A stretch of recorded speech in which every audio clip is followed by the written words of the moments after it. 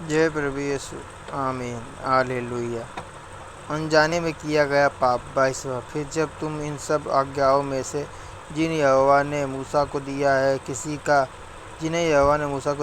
किसी का उल्लंघन भूल से करो। 23वां। अतः जिस दिन से यहोवा आज्ञा देने लगा और आगे की तुम्हारी पीढ़ी पीढ़ी में उस दिन से उसने जितनी आज्ञाएं मूसा के द्वारा दी हैं। 24वां। उसमें यदि भूल से किया हुआ पाप मंडली के बिना जाने हुआ हो तो सारी मंडली यहोवा को सुखदायक सुगंध देने वाली होम बलि करके एक बछड़ा और उसके जय प्रभु यीशु। आमीन। हालेलुया। गिनती 15.13-35।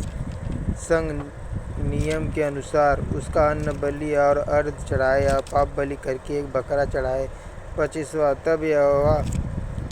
तब याजक इस्राएलियों की सारी मंडली के लिए प्रायश्चित करे और उनकी क्षमा की जाए, क्योंकि उनका पाप भूल से हुआ और उन्होंने अपनी भूल के लिए अपना चढ़ावा अर्थात यहोवा के लिए और अपना पाप बलि उसके सामने चढ़ाया। 26वां। इसलिए इस्राएलियों को सारी मंडली का और उसके बीच रहने वाली परदेशी का भी वह पाप क्षमा किया जाएगा, क्योंकि वह सब लोगों के अनजान में हुआ।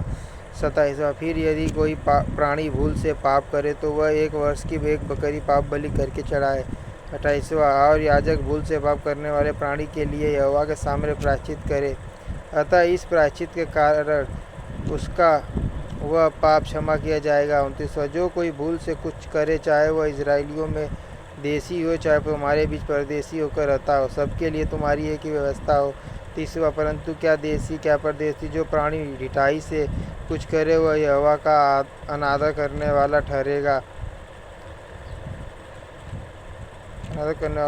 और वह प्राणी अपने लोगों में से नष्ट किया जाए। 31वां। वह जो यहोवा का वचन तुच्छ जानता है और उसकी आज्ञा का टालने वाला है, इसलिए वह प्राणी निश्चय नष्ट किया जाए, उसका अधर्म